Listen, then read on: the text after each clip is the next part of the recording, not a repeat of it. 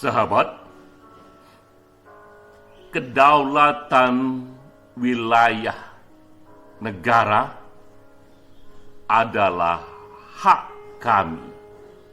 Karena itu, kami tak pernah menyerah. Ini kutipan terkenal dari politisi Vietnam bernama Nguyen Phu Trong. Ia saat itu menjelaskan mengapa penduduk dan tentara Vietnam dengan senjata yang terbatas tapi bisa mengalahkan dan mengusir negara superpower Amerika Serikat dari teritori negara mereka. Karena menurut Nguyen Phu Trong, di balik militansi itu adalah keyakinan kami yang maha hebat untuk menerapkan satu pandangan kedaulatan teritori itu hak kami. Karena itu kami pertahankan hingga tetes darah penghabisan. Ini kutipan yang kuat untuk kita memulai diskusi webinar Perkumpulan Penulis Indonesia Satu Pena yang ke-24 dengan topik yang juga sesuai dengan itu mengenai kedaulatan udara di Indonesia. Khususnya ini mengenai isu yang sedang populer, apa kabar FIR? FIR singkatan dari Flight Information Region, wilayah informasi udara yang selama ini terkesan diperebutkan antara Indonesia dan Singapura untuk wilayah tertentu. Yang menjadi pembicaranya adalah C.P. Hakim. Ini senior kita yang bukan saja ia ketua Dewan Penasehat dari Perkumpulan Penulis Indonesia Satu Pena, ia juga orang nomor 1 top tertinggi pernah di Kasau, dan juga seorang penulis dan kini menjadi founder dan chairman dari Indonesia Center for Air Power Studies. Jadi lengkap sudah, Pak C.P. Hakim memang sangat kompeten bicara mengenai FIR ini. Jika kita lacak di Google Search, ia sudah bicara soal FIR ini bertahun-tahun yang lalu. Peran saya sekarang meringkaskan isu-isu penting seputar kontroversi dari FIR, lalu di bagian akhir saya memberikan aksen what next, apa yang seharusnya menjadi perhatian kita jika kita menyadari telah tiba di era digital, telah tiba di era teknologi yang teramat tinggi. Kita mulai dari satu event. Inilah awal segala perkara yang menjadi hiruk pikuk dan heboh yang viral seminggu terakhir. Pertemuan Presiden Jokowi, Presiden Indonesia dengan Perdana Menteri Singapura yang membicarakan dan menyepakati soal FIR itu, soal wilayah informasi penerbangan itu, dan ia menjadi kuat karena di balik itu ada isu mengenai kedaulatan satu negara, kedaulatan udara khususnya. Sebenarnya dalam pertemuan itu ada 3 isu yang dibahas, tidak hanya soal FIR, tapi juga soal ekstradisi dan pertahanan, dan 3-tiganya juga dibuat kesepakatan. Nah, kita tahu bahwa dalam isu ekstradisi pun ini isu yang besar. Setelah pertemuan itu dan kesepakatan itu, maka bisa dikatakan koruptor Indonesia tak lagi bisa sembunyi di Singapura karena ada kesepakatan ekstradisi yang membuat Indonesia bisa mengejar para tersangka kriminal koruptor itu ataupun kriminal yang lainnya yang berada di Singapura untuk ditangkap di sana atau bahkan diadili di sana, tapi dengan hukum Indonesia. Begitu pula sebaliknya. Jadi sebenarnya ada juga isu yang sangat besar dalam pertemuan itu, tapi tenggelam oleh isu fear. Dan juga ada isu lainnya yang juga sangat-sangat penting dan sensitif, yaitu kesepakatan militer bahwa Singapura dibolehkan latihan militer di teritori Indonesia. Ini pun hal yang besar, militer Singapura dibolehkan untuk latihan di teritorial Indonesia asalkan ada izin dari Indonesia. Tapi lagi-lagi isu yang besar ini dan sangat sensitif ini pun tenggelam oleh isu fear. Mengapa ia tenggelam? Karena inilah kemasan isu yang lebih besar. Dikatakan RI rebut wilayah udara dari Singapura. Inilah kemasan berita yang muncul di banyak media, ditambah pula menjadi lebih dramatik. Karena dikatakan setelah 7 presiden, jadi bukan main. 7 presiden yang kita butuhkan, akhirnya kedaulatan angkasa Riau kembali ke Pertiwi. Ini semua adalah judul-judul berita di media yang membuat isu fear ini begitu seksinya dan menenggelamkan 2 isu lain yang sebenarnya tak kalah pentingnya, yaitu perjanjian ekstradisi dan perjanjian pertahanan. Ini yang membuatnya seksi karena sebelumnya pesawat Indonesia yang terbang di wilayah Indonesia itu harus minta izin Singapura dulu, yaitu yang terbang di wilayah seputar Kepulauan Riau dan Natuna. Jadi selama 75 tahun kita terbang di wilayah kita sendiri di Kepulauan Riau sana, namun harus minta izin kepada pemerintahan lain dari negara lain, yaitu Singapura. Ini menjadi pertanyaan besar dan ini menjadi kegelisahan yang besar. Dan pertemuan Jokowi tempo hari dengan Perdana Menteri Singapura membuat ini tuntas.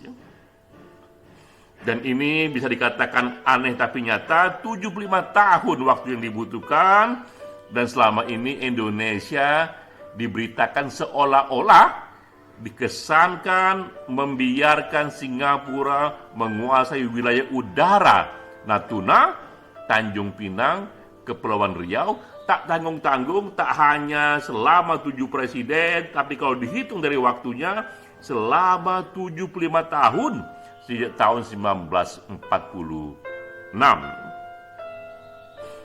Nah, ini detailnya bahwa Singapura selama ini menguasai FIR hingga 110 mil laut dari Singapura yang mencakup Natuna, Tanjung Pinang, Karimun, Batam, dan sebagian wilayah Laut Cina Selatan.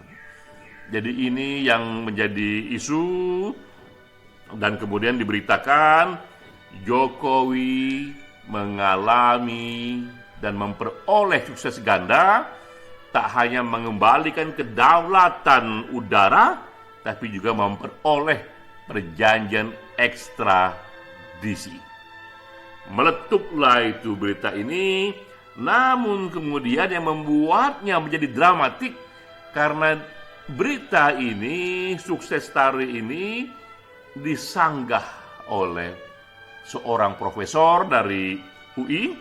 Ini beritanya bahwa Profesor UI yang bernama Hikmahanto menyatakan, oh tidak seperti itu, karena ternyata Singapura cerdik.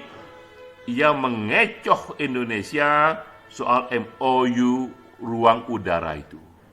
Jadi tidak benar dikatakan Indonesia sukses besar, karena detailnya jika dibaca perjanjian itu, justru itu bentuk Singapura mengecoh Indonesia.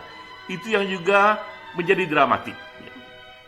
Dan lebih dramatik lagi, tidak hanya satu guru besar, tapi juga 2 guru besar perjanjian internasional yang mengerti hukum internasional dan sudah membaca kesepakatan itu menyatakan tak ada keuntungan bagi Indonesia dari perjanjian tersebut karena Singapura secara cerdik bisa mengecoh negosiator Indonesia seolah-olah saja Indonesia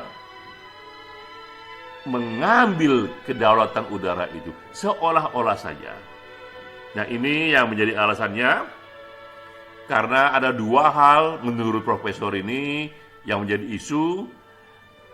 Dalam perjanjian itu memang Indonesia mengambil alih kedaulatan udara itu, tapi disertai juga dengan itu toh didelegasikan kembali kepada Singapura untuk wilayah udara ketinggian 0 sampai 37.000 kaki.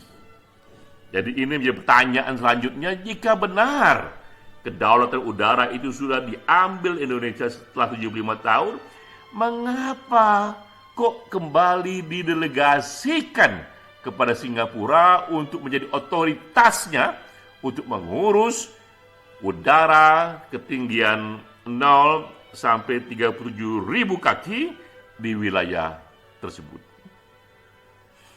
Kedua juga yang menjadi pertanyaan, mengapa pula kesepakatan FIR ini dipaketkan dengan perjanjian pertahanan yang sangat sensitif?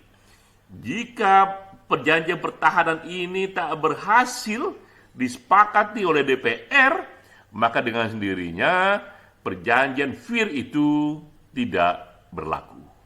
Ini pandangan dari Profesor UI yang mendalami hukum internasional, karena menurut dia perjanjian pertahanan ini dulu juga pernah disepakati SBY untuk membiarkan satu pulau Indonesia, teritori Indonesia dijadikan tempat berlatih bagi tentara militer Singapura, tapi dibatalkan oleh DPR.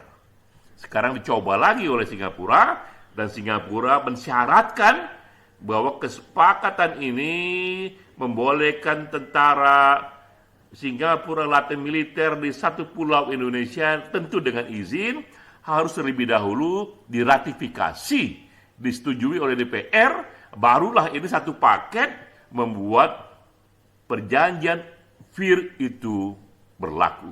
Nah, inilah yang betul Profesor UI, hukum internasional, yang membuat susahnya kita memberlakukan FIR ini karena adanya paket ini. Apakah DPR akan meratifikasi apa tidak, kita belum tahu karena DPR belum bersidang dan belum meratifikasinya. Namun tentu saja tetap ada yang pro merespon Profesor UI ini dan mengatakan bahwa jangan lupa yang didelegasikan itu bukan ruang udara, apalagi bukan kedaulatan udara, tapi semata ruang pelayanan saja, karena untuk memudahkan penerbangan ke bandara Singapura. Jadi jangan dianggap yang didelegasikan ini ruang udara, apalagi kedaulatan udara, semata-mata technicalities, ruang pelayanan untuk kepentingan penerbangan saja. Apalagi menurutnya hanya sepertiga dari ruang udara itu yang didelegasikan, pun itu didelegasikan secara terbatas hanya untuk navigasi penerbangan Singapura saja. Jadi jangan juga dilebih-lebihkan.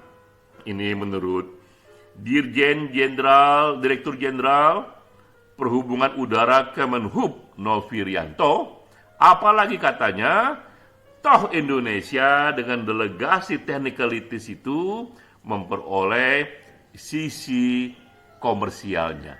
Jadi apa yang salah? Justru ini sesuatu yang cerdas. Kedaulatan udara itu sah milik kita, sudah menjadi FIR Jakarta, tak ada keraguan di sana. Namun hanya sisi ruang pelayanannya saja yang didelegasikan lebih untuk efisiensi, dan toh Indonesia juga memperoleh sisi komersialnya. Itu yang pro, dan kembali ada yang kontra, ya, termasuk juga ini dari Pak C.P. Hakim sendiri. Jika memang itu terbatas hanya untuk penerbangan saja, mengapa yang didelegasikan harus 37.000 kaki? Karena bukankah cukup dengan ketinggian 10 sampai 15.000 kaki saja? Mengapa harus lebih dari itu? Karena Pak C.P. Hakim yang juga ia seorang pilot, ia mengetahui persis bahwa hanya dengan 10 sampai 15.000 kaki saja cukuplah itu untuk manuver pesawat jika memang itu dalam rangka teknikalitis untuk masalah penerbangan ke bandara di Singapura. Dipertanyakan pula, mengapa pula harus 25 tahun perjanjian itu dibuat dan bisa disepakati lagi? Mengapa tidak diperpendek saja, katakanlah hanya 10 sampai 15 tahun? Jadi inilah kontroversi pro dan kontra yang terjadi, dan kita tahu yang pro dan kontra ini adalah pihak-pihak yang memang kompeten di dalamnya, hanya saja mereka berbeda dalam isu, berbeda dalam posisi terhadap isu itu, dan berbeda dalam melihat persoalan. Namun kita juga tahu bahwa isu ini, isu populer ini, bahkan isu apapun yang populer di era sekarang ini umumnya bertahan hanya 7-14 hari saja. Setelah itu ia akan dilupakan. Dengan kata lain, perjanjian Singapura dan Indonesia ini pada ujungnya tetap bertahan seperti itu, terlepas dari pro dan kontra dan kritik dari masyarakat. Karena kritik itu, isu yang populer itu, seminggu sampai 14 hari dia hilang, tak lagi dibicarakan, berganti isu lainnya. Tinggal sekarang memang kita belum tahu bagaimana DPR meratifikasi undang-undang soal kesepakatan pertahanan yang membolehkan wilayah Indonesia dijadikan latihan militer Singapura, tentu wilayah tertentu dengan izin dari pemerintah Indonesia. Namun, terlepas dari isu ini, jika kedaulatan udara yang menjadi isu utama, jika teritori sebuah negara yang menjadi isu utama, kita jangan lupakan ada isu-isu lainnya yang sudah bergeser, yang sudah berkembang akibat perkembangan teknologi yang efeknya bisa jauh-jauh lebih sentral mempengaruhi politik, ekonomi, dan budaya Indonesia. Ini aksen yang saya sampaikan akibat sudah bergesernya bentuk serangan udara di era milenial sekarang ini. Di era revolusi industri keempat sekarang ini, bentuk serangan udara yang mematikan, yang sangat kuat dari luar pun sudah bergeser. Dulu, di tahun 45, inilah bentuk serangan udara yang dianggap paling mematikan dalam sejarah, paling keras dalam sejarah, yaitu dari udara. Dijatuhkannya bom atom di Hiroshima dan Nagasaki di tahun 1945 yang menyebabkan kematian sekitar 200.000 penduduk, dan begitu panjangnya efek dari radiasi, bisa dikatakan tak pernah ada serangan udara yang mematikan dan mengerikan sebesar yang dikerjakan oleh tentara sekutu kepada Jepang melalui udara. Ini serangan udara pola tahun-tahun 1945. Lalu berikutnya serangan udara pun bergeser. Tak lagi ini serangan dari tentara luar negara, tapi ada yang menyelundup menggunakan pesawat komersil dalam negeri. Seperti di Amerika itu, terjadilah peristiwa terorisme 11 September 2001 yang dikenal dengan istilah 911, bagaimana itu orang-orang yang dianggap ini orang sipil, mereka menjadi penumpang dari pesawat komersil. Namun dengan begitu kecanggihan yang dirancang, pesawat itu mereka jadikan senjata untuk menabrak tidak hanya World Trade Center, tapi pun bisa ikut melukai, menghancurkan sebagian dari gedung Pentagon. Yang kita tahu Pentagon ini adalah simbol dari markas pertahanan Amerika Serikat. Dunia terpana. Bagaimana mungkin simbol dari pertahanan negara paling superpower di dunia, yaitu di Amerika Serikat sana, di Pentagon sana, bisa tembus oleh pesawat komersil yang di take over oleh para teroris. Terjadi pergeseran itu. Dari bom atom menjadi serangan yang menggunakan pesawat komersil tapi diolah sedemikian rupa. Berikutnya di tahun 2016 sudah bergeser lagi. Serangan udaranya tidak lagi dengan bom atom, tidak lagi dengan pesawat komersil, tapi cukup melalui media sosial saja, melalui ribuan akun-akun yang dikendalikan orang asing, tapi akun ini mengambil bentuk seolah-olah ia adalah akun dari warga negara setempat. Dan untuk kasus Amerika, jadi sekali lagi, ini kasus di negara superpower paling hebat di dunia, di Amerika Serikat, tapi diberitakan bahkan politik tertinggi di sana, pemilihan presiden di sana, terpilih Donald Trump di sana, akibat intervensi Rusia mengendalikan ribuan akun untuk mempengaruhi perilaku pemilih yang ujungnya mempengaruhi siapa yang terpilih menjadi presiden Amerika Serikat dan juga kebijakan apa yang akan dibuatnya. Jadi kita lihat serangan udara di masa kini dengan teknologi tinggi, tak lagi menggunakan bom atom, tak lagi menggunakan pesawat-pesawat komersil yang diolah, tapi cukup dengan permainan media sosial, tapi secara canggih.